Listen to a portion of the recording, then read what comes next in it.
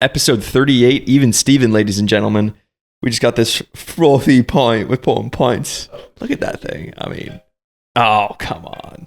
Let's go with it. All right, who is it? Oh, it's my girlfriend. Declined. Okay. We are here. Episode 38, Formula Fiends. It's been a while. We've had other things to do. You know, we're in an exciting part of our life right now. Exciting part of our life. So, you know, we're doing stuff. Aiden went to Coachella. I don't know. We were just doing shit. So it was nice outside. That's basically what it was. Yeah, we were doing cool stuff. But we are here. We are back. Imola. Imola. Ciao. Ciao, grazie. Ciao, Peroni. Prego. That's what they would say. Prego. They would say prego for whatever you want. Yeah. So, prego. Yeah, just prego. That's all they said over there. Prego. Before we get into Imola, though, please, we got some stuff to talk about. Sure. Alpine. That's why I wore the hat. What a team. Yeah, what a team. Where should we start? Frankel. At the top? Oh, at the bottom? At the bottom. Funko. Yeah, I kind of felt like this in the beginning, and I don't think we really talked about it, but I think they never should have signed Jack Doohan as the driver. I think they should have just put Franco right in the seat. I think, although Jack was a good reserve driver, personable, handsome, good driver, they had Franco. Did they have Franco at the time? No. What? Are you sure? Yeah. So that's like what I think happened is they signed Doohan like early when basically they're like, we're probably not going to get Carlos Sainz. We got to sign a driver or else we're not going to have any options. They're basically like, we're not going to have anyone else get Doohan in there. He's been doing all our testing in FP1 sessions. So, and he took over for Ocon final race of 2024. Yeah, which was a very unspectacular race by him. But it was first one, so you know. And then I think Franco or Carlos came to Williams. Franco got dropped. Dude. All right, sorry guys. It's my mom. Busy guy. The ladies love you. And then once they saw Franco was available, they're like, this is so much better. Yeah. And, you know, I think from then on, it was basically like, unless Doohan is insane, then Franco's going to be in that car. Yeah. They paid a bunch of money for him. It was, yeah. I think he's also just a better driver. Like, we saw him race at Williams, and he just had, like, a lot of great moments. Not only did he have good finishes, but, like, also just good racing, good overtakes. Raw speed, dude. Raw speed and the market.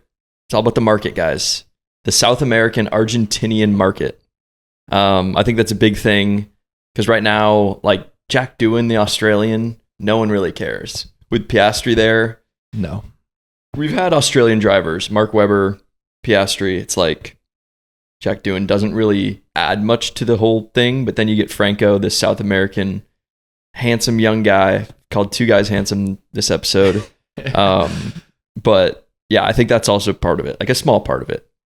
But yeah, and he's got confidence. He's got that fire, which I think a lot of new drivers kind of lack. I agree. He's bringing a lot of money into the team with his backers. Basically, excuse me.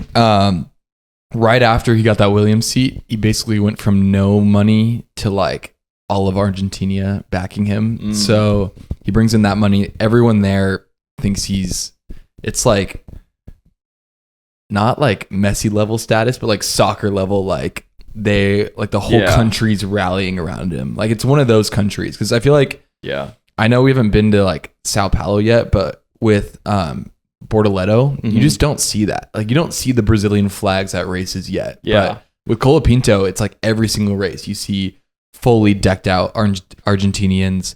And it's just, he feels like an F1 driver already. He does. I remember when we were in Texas, Austin. Yep. It was like we were walking the track after, and it was just like probably 50 Argentinian people with flags, and they're in like messy jerseys just outside of the paddock, just like Franco. Just He's like, not even there. God. They're just fangirling over That's him. crazy. But I'm excited to see what he's gonna do in the Alpine. It's it's the Alpine right now, but it's better than last year, and hopefully he can show a little bit of what he can do. And I feel like Pierre is a good tester to go up against. It's like, I think he's a rated driver. Yeah. I think it's good for Pierre too, to kind of have a little bit more pressure on his back. And he's been doing like pretty decent this year in terms of like qualifying. Last race, was it last race? Yeah. Last race with Yuki, he had a collision, which was kind of unfortunate. But I mean, he was running like pretty well. Didn't he qualify 5th? I think. Something like that. Yeah. Something really high. Like he's been qualifying really well. He's kind of just had like a pretty good season for the car they have. So I'm curious if Franco could kind of turn things around. But yeah, we'll see. Yeah, I don't know. I'm excited. It is tough. Like Jack's a good guy, but go drive GT3 for a while and then start commentating. Like, I don't know. It's like, that might be early to say and wrong of me to say, but it's just, I don't think he's F1 material necessarily. Yeah. And you know about the 5 race, I think it's 5 race clause or whatever, where they can remove Franco and put Jack back in. Yeah. Which I don't think they would. I think pretty much no matter what happens, unless Franco crashes out every race, I think he's probably in the seat for the rest of the season. Or they take him out and put someone else in, like just another Alpine. Okay. Like driver. I doubt it. Like Franco's basically proved himself well enough. Yeah. So exciting stuff. Next, you want to go up the ladder? Sure. An Alpine. Yeah, Ollie Oakes, who seemed like a super cool guy. Super chill. I don't know if you listened to is it Beyond the Grid? Yep. He seemed like pretty chill, kind of down to earth, kind of a different, kind of took a different route towards being a principal. I think he owns like an F3 team or something like that, and kind of knows racing from the depths, opposed to some of like the more business side, or even like the more IO kind of guys who are more like engineered centric. He's more like racing kind of guy, which is cool. But so I really liked him, classic British guy, Ollie Oakes. I mean, so what British. a name. And then so he's like British. kind of balding, pretty white guy. So yeah, I don't know. Clearly some issues. And then you heard about like his brother. Did you hear about that? No, I didn't hear about that. No. Dude, so this is all speculation. But, here we go. ESPN F1 here. Yeah, basically. Dude, ESPN totally posted about it. Apparently his brother was in like Dubai carrying like large amounts of cash or something. And he was arrested like the day before he resigned. Very interesting. Yeah. And I don't know how much of that is true. And also like cash, cash isn't like illegal. Like I wouldn't care. But it is suspicious. It's a little suspicious, but it's not like cash. he's a bad character at this moment. Yeah. But yeah, I don't know if that had to do with it. Also, the Franco thing happened right after he resigned, so it might have been something have to do with that, disagreements. I think it's literally just Flavio taking over. I think that's what it was. I think the investors were like, you're not doing a good enough job. You can either resign or we'll kick you out. Wow. And then Flavio is he's not team principal. Yeah. He's not allowed to be because he got banned from F1 forever. Yeah. He's like still a consultant technically. I forget the actual title that they have him there. Yeah. So they will need to hire someone else. Mm-hmm. But I could definitely just see that being like the technical director being that role. And then Flavio sees over like the drivers and how the system works, and then that guy's just like the technical guy. You can call yourself whatever you want and then still manage people a certain way and get around it. So yeah, exactly. Yeah. And he's a fucking interesting character, dude. I didn't really realize how bad he was until Drive to Survive, because it's not like necessarily bad, but it's definitely an aggressive, like how he talks to people and carries himself. It's very much like, I'm the best, I'm on top of the world. Like you listen to me. It was interesting stuff. I don't know much about him except for like the Crashgate stuff. Yeah. But we'll see. I would love to do like so is he on the pit wall or is he in the garage? Yeah, I think so. He must be. Sometimes, He's team principal. I would love, how like certain weeks they interview like Zach Brown and shit like during the race. That'd be Flavio. Like perfect week to start it off. He would just like not hold back. I feel like he would not care. Yeah, we're gonna pit this next lap, so should be good. Yeah, the team's like, you can't say that. Yeah. I don't know. It's just content at this point coming out of Alpine. So yeah, we'll see where they go. I don't have any speculation at all. That's it. Speculation of just what's gonna happen next. Oh yeah, it's kind of hard. I feel like I made a note. Alpine's been waiting for 2026 for like the last 5 years. Yeah, just it's been such mayhem and kind of just very chaotic. Okay, a question for you then. Sure. I said let's not get speculative, but if you had the power to decide Alpine's future, where would you take it? Well, didn't they bought, or they're going to use a Mercedes engine? Yeah. I'd probably go that route. I think that's a great route. Yeah. I'd probably, I don't know, dude. Probably get rid of Flavio if he's so controversial. Probably hire just some like British fucking guy again to be the team principal. And I don't know, probably keep Pierre, keep Franco. Yeah. So basically going back to what they had. What? Just a British team principal. Yeah. Like it felt like he at least was like a normal guy instead of like, remember like Otmar? It was like, what is this? This is like a joke. Yeah. Otmar was funny, dude. Yeah, Otmar was funny. Yeah, I don't disagree with you, but I also see the other side from like an investor standpoint of this isn't working. What can we do differently?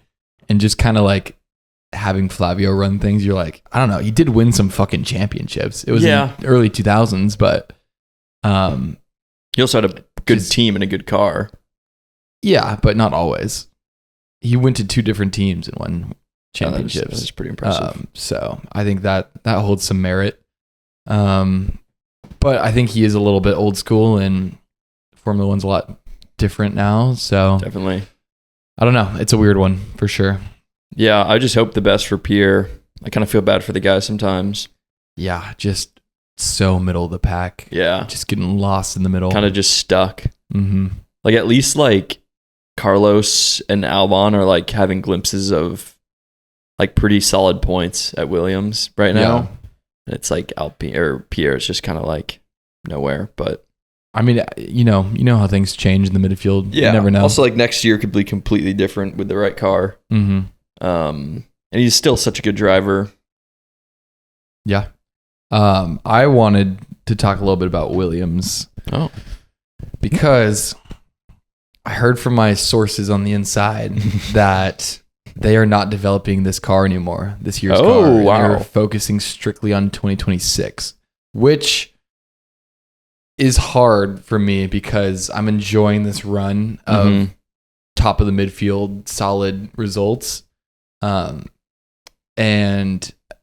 part of me, I like both of the drivers. I like the team principal. I like the team. And I want to see them take advantage of this opportunity to have a good year. But then I also see and trust the James Vowles mastermind. Yeah. And if they come into 2026 in a better form because they didn't develop this year's car, then I'll fuck with it. Yeah, I kind of see both sides too. I would say, yeah, I don't know. Because like, would you rather, because the highest they're probably going to finish is like 5th realistically. Yeah. Like where they are right now. Yeah. Which is like, whatever. It's kind of cool. And they probably will stay there. I think they're kind of going to be like an Aston Martin team last year. You remember that like no man's land, like scored like 70 points all year and no one was really close on either side. Like I think that's kind of where they'll be. And I think they just stay there. Their car is already like decent enough to stay there, I think, right now. So you're like, there's no reason to push because you're not going to make it up to. That's kind of what I'm thinking. You're not going to make it to Ferrari, but maybe, they're close. They are close. No, I see what you're saying, and I think they're just trying to get out of that rabbit hole of being stuck down there. So if you have to make a push, then make a push in the smart way over a couple of years, and I think they've been doing that with getting some good investors in and throwing resources at the future. So, good investors. Let's do it. Think it's kind of like the bittersweetness of the season right before the reg change, where it's like everything's kind of coming together. Oh, this is gonna be a great season, and then one team's like, "We're done developing our car," and you're like, "Wait, no, we were just getting there. We're going." Yeah, you're just edging me, but yeah, and it's not going to be too different of regulations. Yeah, so we'll see. Hopefully, they'll still, be good. Moving on, McLaren investigation. Really, not much to say here. Yeah. I thought the only really interesting part of this was I found out recently that Red Bull was the one who brought it up. Yeah. Because they thermal heat scanned their tires and saw a low spot of heat. Mm-hmm. And they checked it. They thought there was water in it and some other stuff, but they passed with flying colors. So they just built a good race car. Yeah. There's also ways you can get around it. I think I was watching the weekend warm up and they were talking about you can't use liquids to temperature changing liquids like a coolant. You can't use that in the heat or the brake ducts or the tires or something like that. But you can use solid matter, which is legal or something. So you could solid use heat can get heat something like some sort of one of those cold packs that turns cold when you break it. Yeah, it's something like that maybe. Okay, just something. Yeah, I don't know, there's some chemicals involved. Loophole. Yeah, there's some kind of loophole. So I don't know if they're doing that or they just have a well designed car, but that's interesting. But they passed obviously or whatever. Yeah. So that's all kind of that matters. But yeah, the thermal gun is pretty funny. It's so classic Red Bull. We need to get a fucking thermal camera. Get a thermal gun on that car. You have anything else? No. Okay. Moving to Imola? Sure. Okay. Actually, no. Before we go. Oh shit. Oscar Piastri. Yeah, you wanted to mention just something. Wanted to, we haven't been on the pod in a while, so I just want to say, wow, has he been impressive lately? Just dominating and in a very confident, comfortable way. Mm-hmm. I think a lot of people could point towards the car. It's a great car this year, but let's not ignore the facts here. He's 24? Yeah, third season, 24 years old. Very mature, poised, calm, cool, collected. Just really showing a lot of talent in the car and outside of the car. Managing his weekend, kind of showing how it's done. Having great qualifyings, not making a lot of mistakes. So, and going up against a teammate in Lando Norris, who has beaten every single teammate. Maybe not Carlos Sainz. That was his first year, but he was close. Yeah, up until this point. So, and just coming in. So Lando is fast. Yes, he has his mistakes, but on Lando's good day, he's the fastest driver out there. So he's not nothing. And when you're winning 3 races in a row, that's very impressive. Yeah. And by good bits too. Pretty good margin last race. I think he kind of manages. He's a lot better at managing tires this year. Remember, he was last pretty year bad at it. Struggling. Well, I think everyone has a problem with that because it's so important in these cars. But especially when you're pretty young, I think it's hard to understand when to push or how to manage tires on the new car. Mm-hmm. But because I assume F2 is a lot shorter races, so I'm sure there's full push all the time. Probably. And then another thing I thought was interesting, especially shown in Miami, is him just fighting with Max. Mm-hmm. It feels so different to when Lando goes up against Max. Mm-hmm. When Oscar is going, you think Oscar's a chance every time. He's calculated. He braked late. Max braked later to block him, switched back. Super clean. Lando took him way longer to overtake him. It wasn't as clean. He like tried to go around the outside, got pushed, had to figure it out.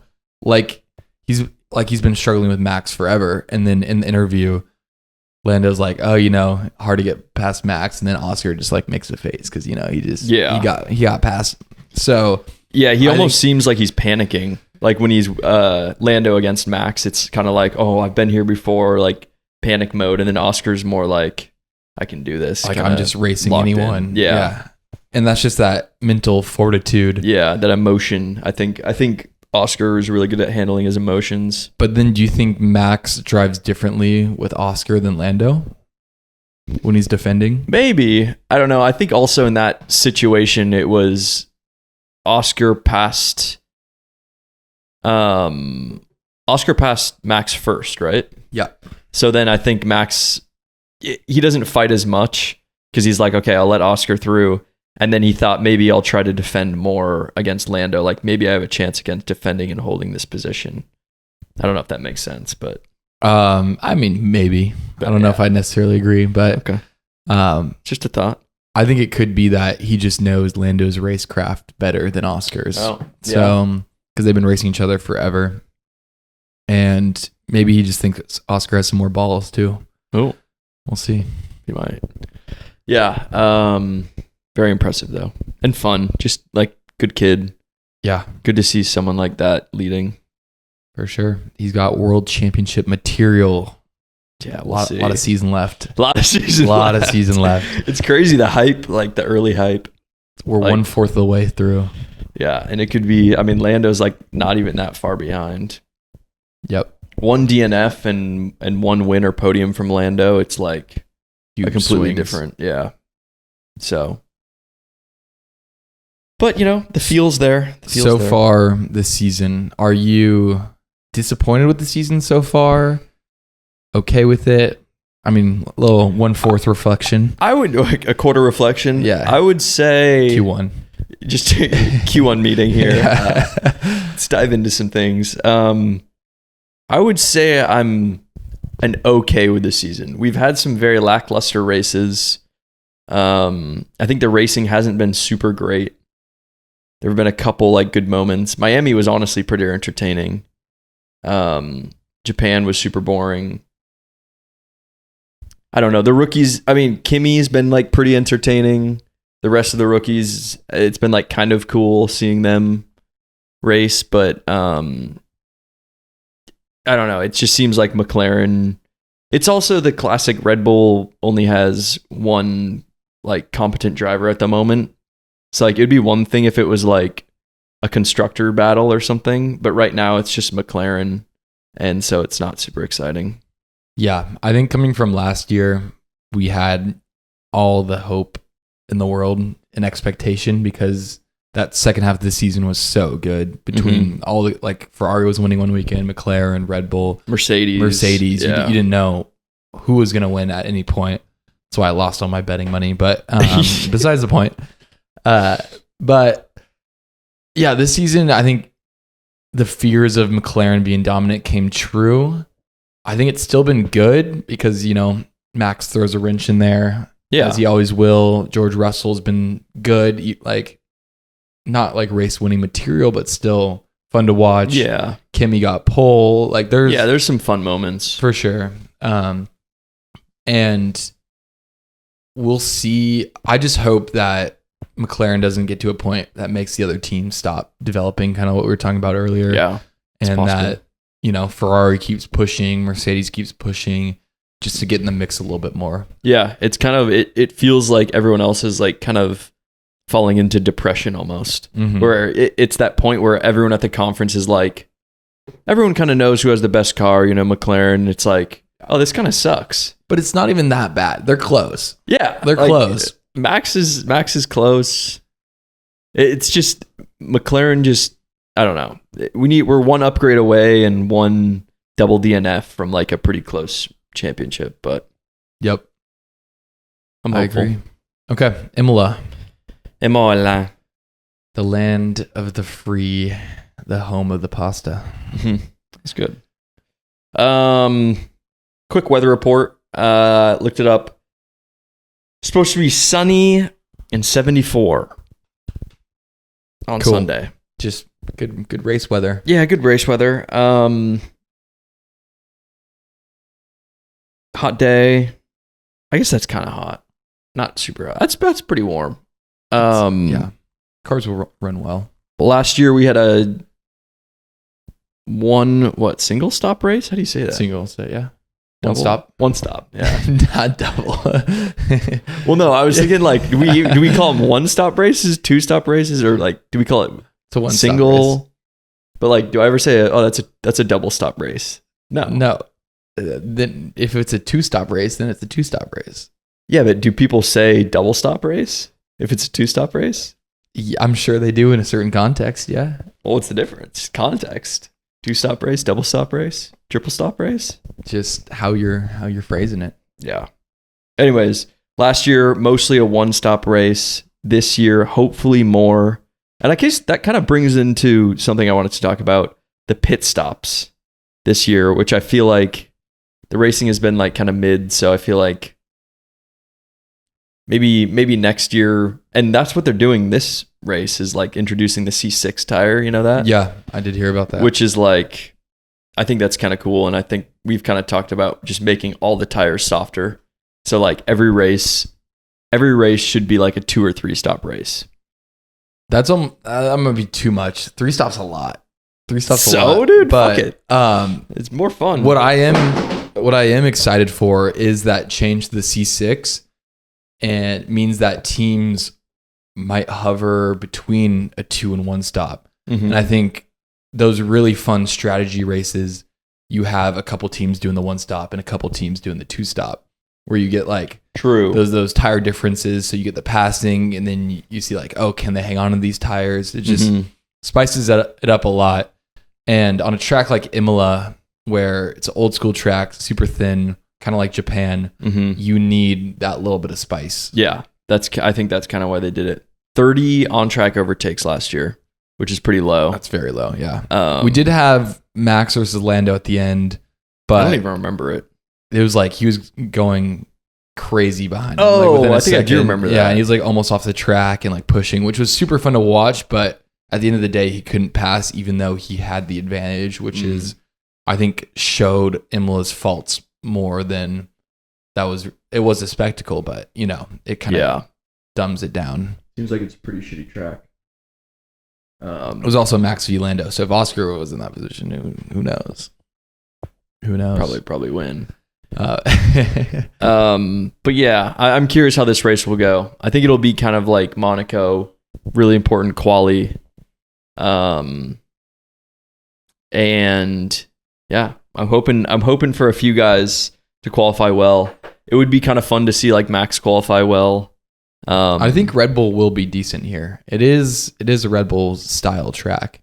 Sure. Or at least it used to be. I don't really know where they're at right now, to be honest. No one knows. But I could definitely see Max doing well. Yeah, I'm sure he could pull out some like crazy pole lap. So that'd be cool. And then like have to fight with McLaren the whole race. And I'd like Kimi to get in there. Dude, I'm rooting hard for Kimi. Yeah, that'd be pretty You see sick. the picture of him bringing his high school class? No, I heard to the about track. it though. It was like, I saw the post and the comment was like, this is the biggest high school flex ever. You're an F1 driver bringing your high school class to an F1 race, like behind the paddocks and stuff. That is pretty cool. And you know, I think home race, yes, that's extremely nerve wracking, but I think he's gonna have that little hometown girly that he has a crush on, and he's gonna want to impress. He's gonna give him a couple of tenths. So I'm rooting for the dog. Good. Hey, yeah. He's also had a pretty good season for a rookie so far. I think one of the best couple races I've seen from a rookie in all of my F1 watching. I mean, even just like pole was insane. Youngest pole by a long shot. Really? Yeah. Ever. That brings me into one of my points that I wrote down. I am so tired of the useless stats about Kimi Antonelli and his age. I get the pole one, but if it's like youngest, like third youngest Mercedes driver in the modern era to finish 5th at a race. It's like, I don't care. Give me number 1 only. Yeah, one. It should be one only. It should be win, pole, or like podium or something. But it shouldn't be like tied for 3rd, youngest, whatever. I did like they said when he was pole, Oscar was 2nd, and they said youngest starting grid. Like when it's the youngest, they're like this. Like don't give me a 3rd. Yeah, I agree. Crofty loves his quotes though, so he'll just throw them out all the time. It's so annoying. I guarantee at this race there'll be some like really stupid stat. Youngest driver to live 30 minutes away from home. Exactly. And also crash in the first lap. Yeah. It's like, okay. That's a good peeve. I like it. Yeah. Thought I'd write that down. Another one. I don't know why I came to this. Probably the Ferrari talk being in their hometown. But I was on the way home from work the other day. Sure. Coming off the freeway. Love it. Homeless guy asking for money. Wearing a Scuderia Ferrari shirt, like jersey. Oh, what? Yeah. Like a kit. Like a 2019 Scuderia Ferrari jersey. I go, wow, that's a nice shirt. Whoa. I can't even buy that right now. Yeah. What? So I didn't give him money, but I just thought hilarious. It was like, how did you get that, dude? Great condition. It was maybe it's the one with like a little bit of black on it from his little retro piece. Is it like the dark red? Yeah, dark red with the black on the top, which I think was 2019. It was like 2019, 2020. But I was like, that's hilarious. Let me buy that off you. Trade shirts and give him a 20. One time I offered a guy, like a homeless guy, like a granola bar or something, and he was like, "Does it have peanuts in it?" And I was like, "Yeah, it does." He's like, "I'm allergic to peanuts," and it's like, I get it. He's allergic to peanuts. You can't eat it. I know, right? You're just tempting him. Yeah, but it is kind of funny. Like, I don't know. You can't say yes to it. You can't say yes, but I just thought it was funny. Kind of sad. It is kind of sad.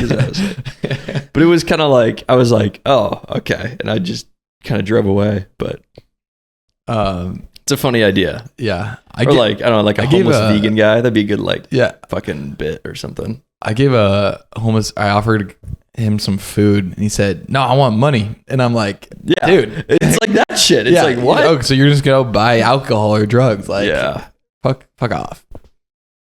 Beer. Do they have homeless people in Emilia Romagna? Probably, but they're probably chill. Yeah, they're probably just like smoking stoves. Hey, what's up? They're probably old as fuck. Yeah, they're probably just old. Chilling. Everyone kind of knows them.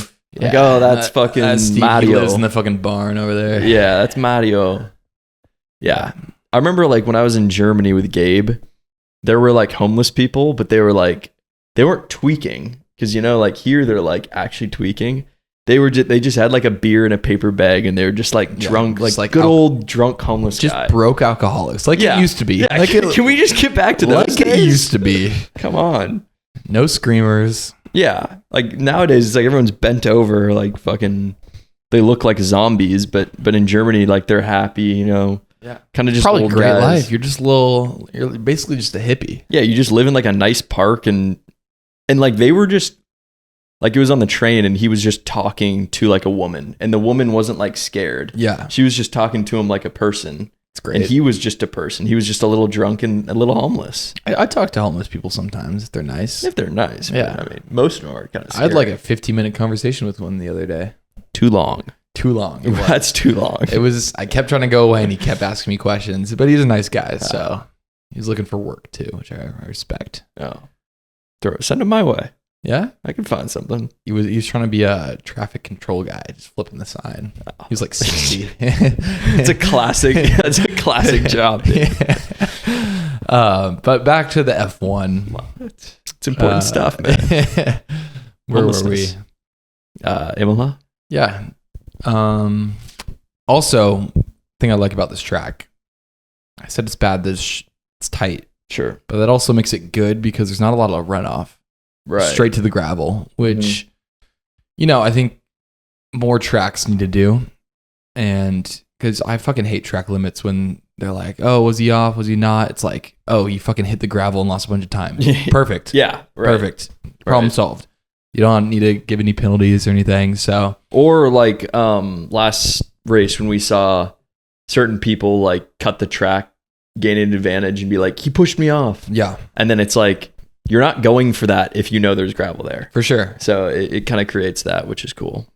Should we get into bets? We can do bets. I think I probably have some more notes. Yeah, let me know about your notes.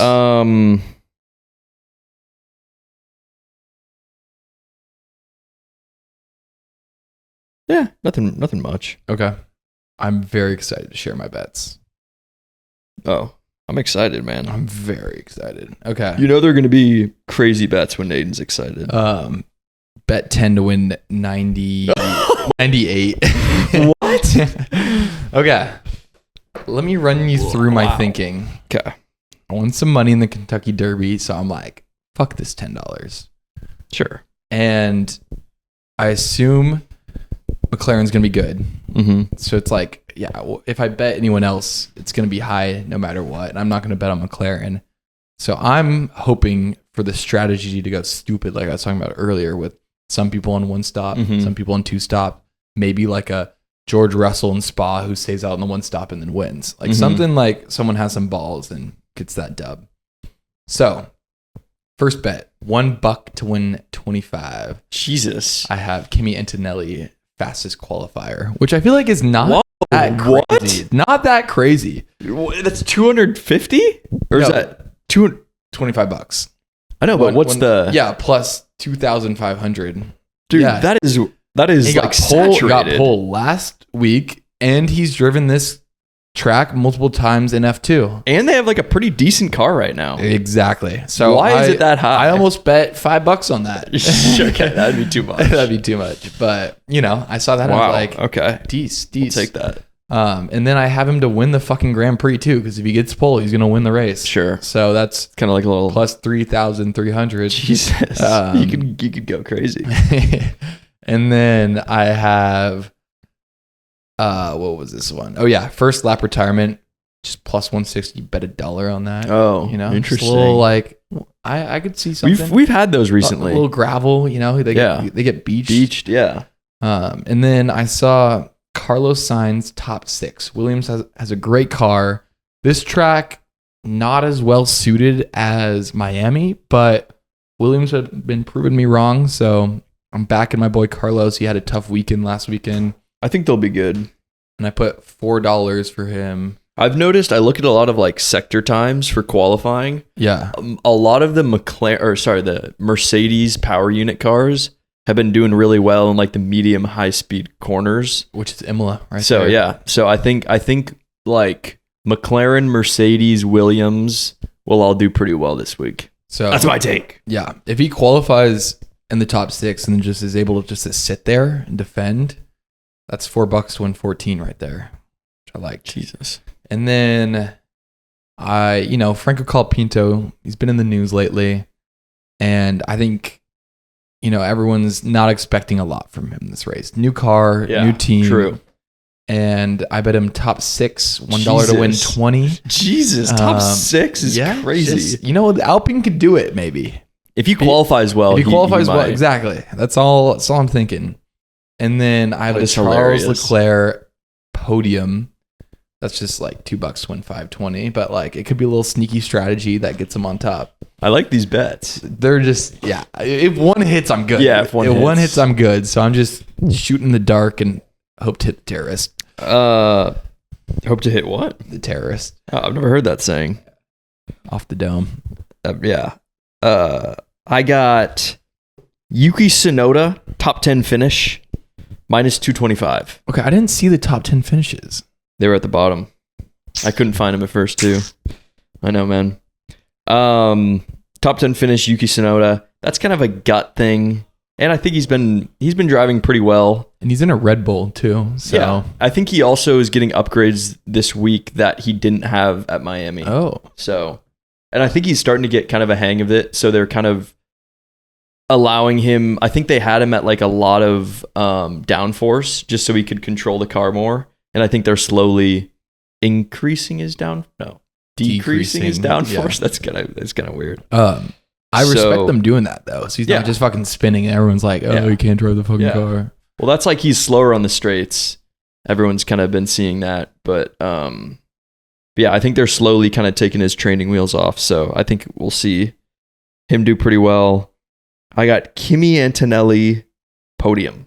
All right. Yeah. Plus 300, which that's like not that much compared to yours, man. Yeah. 2,500. Yeah. Man, I should have bet that. But I guess that's pole. It's a fun that's one. A bit different. Then I got Oscar Piastri, race winner. Yeah. Just minus what? No, plus 135. Really? Yeah. Because him and Lando are probably gonna be pretty even. Yeah. And I mean, plus 135 isn't that crazy. yeah, I would. That's a good bet. Then I got Max Verstappen, fastest qualifier. Which is it's a good shout. Yeah, which I think like this is kind of where he thrives. Like I feel like he kind of locks in where he knows maybe we don't have the pace, but I'm just gonna fucking throw a lap out there. Yeah, it reminds me of 2022. You just would bet every weekend Max Verstappen fastest qualifier. Good play. That's good. That's a great play. Then I got Charles Leclerc top 6, minus 275. So I kind of have a mix there. I would love to see Chuck do good this week. Yeah, I mean top 6 isn't anything crazy, but I don't know. For Ferrari these days, top 6. I know it's tough to see. Yeah, I love it when Ferrari's good. Yeah, just good vibes. Everyone loves Ferrari. Lewis Hamilton is borderline suicidal. Yeah, it's interesting. I fucking called it though. Like I saw this coming in. Yeah, I was like, he's not gonna do good. Yeah, everyone was hyping it up, but I'm like, he's gonna be like he's at Mercedes again. He can't drive these fucking cars. Yeah, that's why I was so pissed about Carlos leaving, because I was like, I don't think Lewis is gonna do better. He also just complains constantly. Dude, the banter with him and his engineer. It's like, yeah, I get it. Ferrari's frustrating, but be a little more respectful. Like, you guys are trying to work this out together. It's like, sorry you don't have fucking Bono, but you know, Bono. Yeah, give them some. They don't speak English as their first language either, so true. Give them a little time. Also, like the swapping positions last race, like that was a whole thing. I don't know. It's kind of just a shit show, and it's hard because we're not there experiencing what he's experiencing. True, obviously. So you got to give him the benefit of the doubt, but it is, it's just not great over there. No, it's almost like, I'm curious if next year, if they have a better car, if kind of things will change, but we'll see. For now, it's kind of depressing. Yeah, I agree. To watch, especially like Carlos. I think it's depressing for Charles as well. I think they're just not doing good. Yeah. Like Williams is beating them on their day. So did Carlos really fuck up? Time will tell. It's a crazy shout. Yeah. Because no. Mercedes power unit in 2026 and a decent aero package. See ya. Yeah. I could see Williams being like a 2026, like see them being like Aston at the start of the regs, where like, Fernando's getting podiums. Yeah. That would be crazy. Yep. I don't know about that. I could see him being like, you remember when Danny Ricciardo was at Renault? Mm-hmm. And they were like a decent, like maybe like a P4 kind of team. Yeah. That's kind of my vibe. Yeah. Where it's like, you're scoring points, but. That car was fun to watch though, with Danny Rick in it. The Renault, he made some decent overtakes in that thing. Did I tell you my sister's watching it? Drive to Survive? Yeah. Yeah. Season 1. But do you know where she's at right now? No. But she started it and it was pretty funny. It's super funny. Some good eps, dude. I don't know why she's into it. But maybe she just didn't know what to watch. It's like, Will's pretty into this. Yeah. I doubt she thought of me, but you never know. Maybe. You never know. Anything else? Wrap up? No. I don't think so. Okay. I'd just like to wish the viewers a good weekend. Yeah. Enjoy the racing. Triple header, by the way. Start of the triple header. Europe. We got Indy 500 next weekend. It's going to be... don't give a shit, to be honest. It's going to be better than Monaco. Yeah, last year was actually pretty cool. Yeah, dude. Indy 500 is sick. Yeah. Remember how boring Monaco was? And then we went to the Indy 500 and we were like, dah! It's not cool until like the last lap, though. Yeah. It's like 4 hours. It's a really long race. That was kind of sick, though. Was it Highgarden or something? No. Joseph Newgarden. Newgarden, yeah. Oh, I did want to talk about this. Oh, okay. I've been watching MotoGP. MotoGP. Yeah, dude. It's sick. Super cool. It's fucking great racing, sick, dude. It's really weird because when it starts raining, they have to go into the pits and swap bikes. Oh, they get off of them? Yeah, because they don't do any pit stops. Oh. And it's pretty interesting. I learned that they get like, you seen the surgery on their arms? No. Where there's like some tendon that blocks their muscle because they're braking. Mm-hmm. So it's kind of like climbing where you get pumped. Oh, your forearms get super fucking pumped. And then there's a tendon that blocks the muscle from getting bigger. So when you reach a point and you're like, oh my God, like it's so big. Squeeze anymore. Yeah. It's just like you're swollen pretty much. They get this surgery that removes the tendon and it allows their muscles to get bigger. What? Yeah, for a lot of MotoGP people. That's crazy. So yeah, I was like, dedication, that's dude. insane. I follow like some of them on Instagram, and there was one he was doing like an ad and he was shirtless and he just had fucking like scars like on his arms and shit from like falling on the motorcycles because they fall and they're like kind of fucked up. Yeah, like pretty often. Yeah, because they just tumble through the fucking gravel and I'm like, dude, that's crazy. Dude, they're also all like what 5'6"? Yeah, they're all 5'6", like Spanish, like Italian, tiny dudes. Dogs though. Super cool sport. Yeah. Cool.